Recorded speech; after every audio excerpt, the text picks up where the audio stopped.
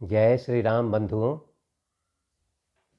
पिछले एपिसोड में हम लोग ने देखा था कि किस प्रकार वाल्मीकि जी ने ब्रह्मा जी की प्रेरणा से इस रामायण का निर्माण किया। इस रामायण में कुल 24,000 श्लोक हैं, 500 सर्ग हैं तथा 7 कांड हैं। 7 कांड में पहला कांड है बालकांड, दूसरा अयोध्या कांड, तीसरा अरण्य कांड, चौथा किष्किंधा कांड, पांचवा सुंदर कांड, छठा युद्ध कांड और 7वां उत्तर कांड। इस प्रकार 7 कांड में पूरी रामायण को सुसज्जित किया गया है। इन 7 कांडों में 500 सर्ग हैं। सर्ग को आप ऐसे समझ सकते हैं कि जैसे एक पुस्तक में कई चैप्टर्स होते हैं, उसी प्रकार चैप्टर को उसका नाम सर्ग के रूप में बताया गया है। और उन सर्गों में 24,000 श्लोक गठित किए गए हैं। सभी श्लोक संस्कृत में हैं। तो संस्कृत में तो पढ़ना अभी संभव नहीं है मेरे लिए। उसका हिंदी अनुवाद मैं पढ़ता हूँ और आपके साथ उसको शेयर कर रहा हूँ। इसमें बताया गया है, आज मैं बालकांड का 5वां सर्ग से लेकर 7वां सर्ग तक आज हम लोग अध्ययन करेंगे। इसमें बताया गया है कि सरयू नदी के किनारे एक कौशल नाम का जनपद था, बहुत बड़ा। उसमें एक अयोध्या नाम की नगरी थी। उस अयोध्या नगरी को इक्ष्वाकु वंशीय प्रजापति मनु ने बसाया था। ये सृष्टि जो प्रारंभ से बताया गया है कि इक्ष्वाकु वंशीय राजाओं का ही इतिहास है। इसमें प्रजापति मनु के बाद बहुत सारे प्रतापी राजा हुए। वर्तमान में उसमें दशरथ नाम के राजा थे। दशरथ ने इस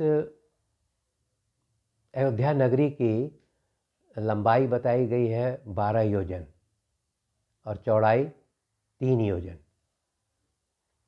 इस नगरी को बाद में दशरथ ने और अच्छे ढंग से सजाया और विकसित किया। वर्तमान में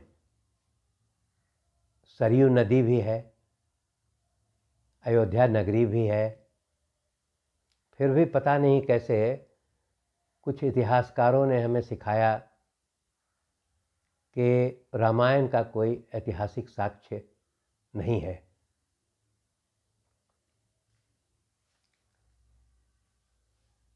अयोध्या नगरी के बारे में बताया गया है कि यहाँ ऊंची ऊंची अट्टालिकाएं, बहुमंजिली इमारतें थी बहुत सारी, और सभी इमारतों में सोना एवं रत्नों का भरपूर प्रयोग किया गया था। इससे प्रतीत होता है कि अयोध्या नगरी की समृद्धि बहुत अच्छी थी।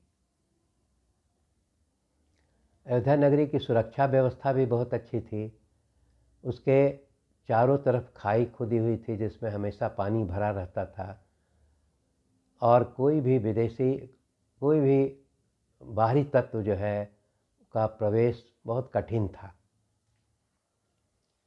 अयोध्या नगरी की समृद्धि के बारे में बताया गया है कि वहाँ के सभी स्त्री पुरुष बहुत धनवान थे और कोई ऐसा व्यक्ति नहीं था जिसके शरीर पर आभूषण न हो।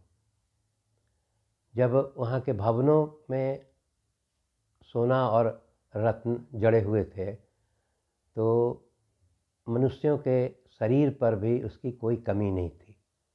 इससे ये प्रतीत होता है कि वो राज्य काफ़ी समृद्ध था और गरीबी नाम की कोई चीज़ नहीं थी। वहाँ के सभी स्त्री पुरुष धार्मिक प्रवृत्ति के थे। हमेशा वहाँ हवन पूजन, मंत्रोच्चारण, यज्ञ इत्यादि हुआ करता था। सभी स्त्री पुरुष दीर्घायु थे और धर्म कर्म में लगे रहते थे।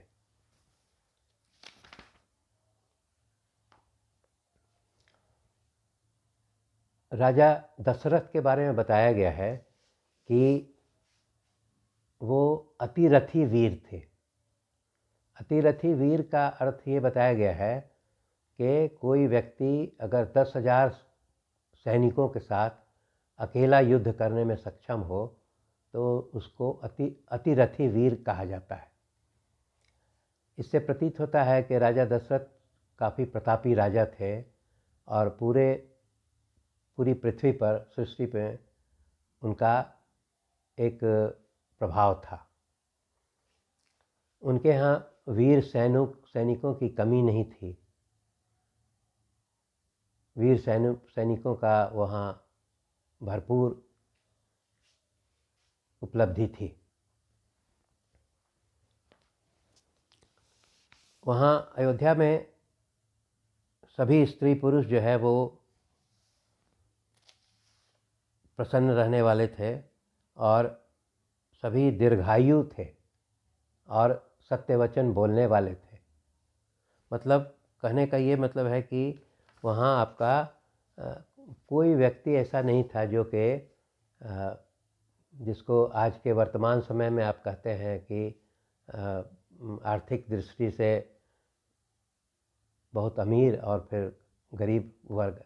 ऐसा प्रतीत होता है कि वहाँ सभी उस अवधि में एक समान समृद्ध थे।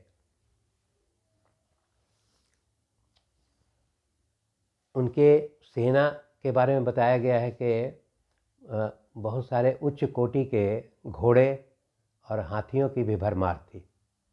घोड़ों का प्रकार भी बताया गया है कि विभिन्न स्थानों से जो घोड़े प्राप्त होते थे उच्च कोटि के, उनका भरमार वहाँ उनके राज्य में था। इवन हाथी का 3 प्रजाति बताया गया है। विभिन्न स्थानों से प्राप्त होने वाले 3 हाथी, उनमें हिमालय पर्वत पर जो मिलता था उसका नाम था भद्र जाति के, विंध्याचल पर्वत पर मिलने वाले उनको मंद्र जाति के, और सहस्र पर्वत पर मिलने वाले मृग जाति के। तो ये तीनों प्रजाति के हाथी उनके सेना में भरपूर मौजूद थे। बड़े आश्चर्य की बात है कि इसमें यह भी बताया गया है कि इन तीनों प्रजातियों का से संकर नस्ल के हाथी तैयार किए जाते थे उच्च कोटि के।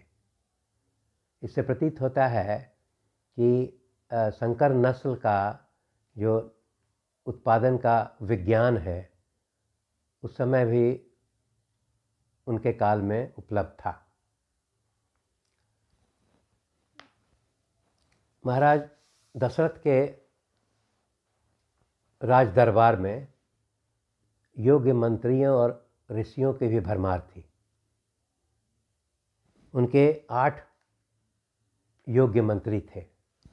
उनका नाम इस प्रकार है: दृष्टि, जयंत, विजय, सुराष्ट्र, राष्ट्रवर्धन, अकोप, धर्मपाल, और 8वें थे सुमंत्र।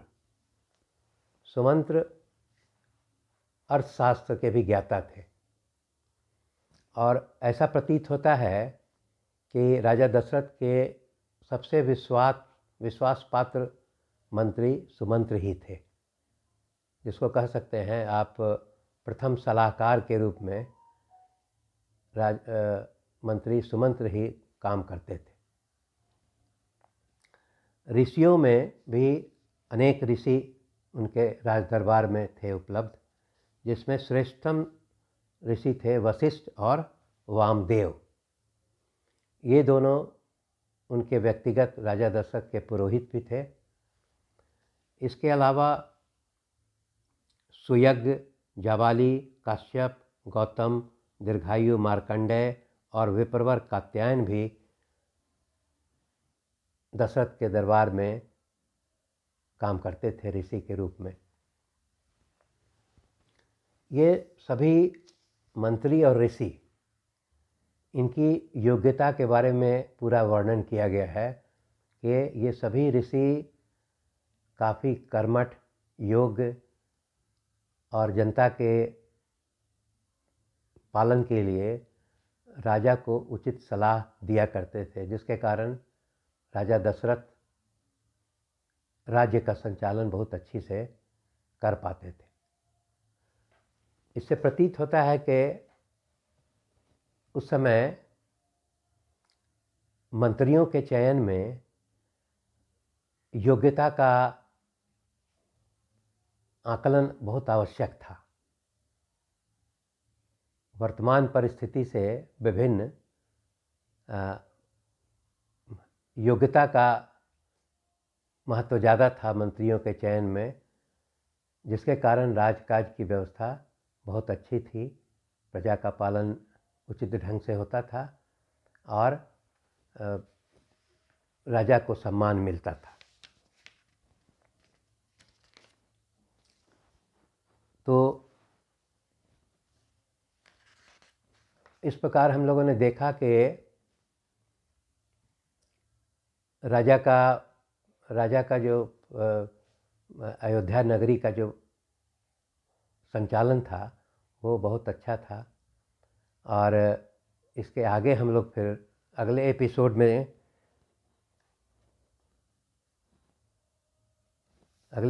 में हम लोग फिर दशरथ का वो